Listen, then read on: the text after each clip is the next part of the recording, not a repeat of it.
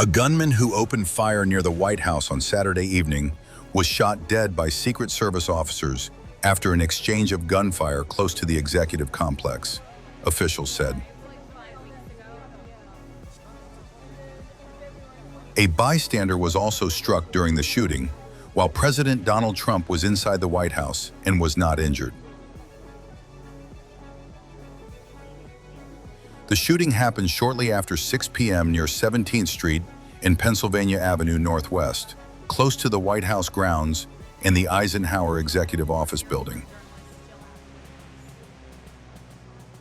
The Secret Service said its officers returned fire, striking the suspect, who was transported to an area hospital where he was pronounced deceased. During the shooting, one bystander was also struck by gunfire, the statement said. No injuries were sustained by officers. Officials did not identify the suspect or disclose a possible motive. The White House complex was briefly locked down as armed Secret Service personnel moved across the North Lawn, and security teams rushed journalists and staff into the press briefing room. The FBI is also on the scene and supporting Secret Service, responding to shots fired near White House grounds. We will update the public as we're able, Patel wrote on X. The Secret Service said the incident remained under investigation and additional information would be released later. It's scary. I mean, we live in scary times. It seems like there's violence all the time, especially recently. So it's sad to hear that, people just can't be united and it's just violence all the time and hate.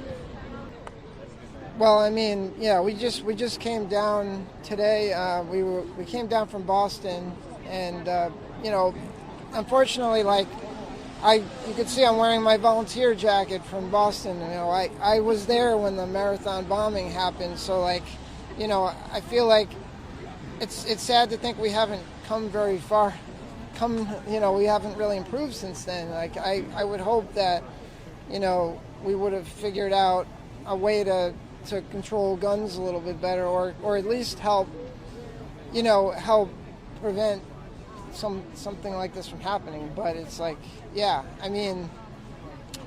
don't know if there's terrorists, there's a lot of criminals out there.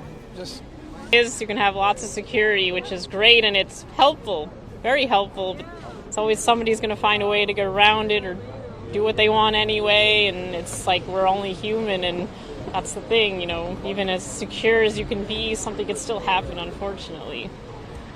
We have to respect people's point of view. In America with free speech, we have to understand that we don't have to agree with everybody, but we should never show violence. It's not the way to handle a situation.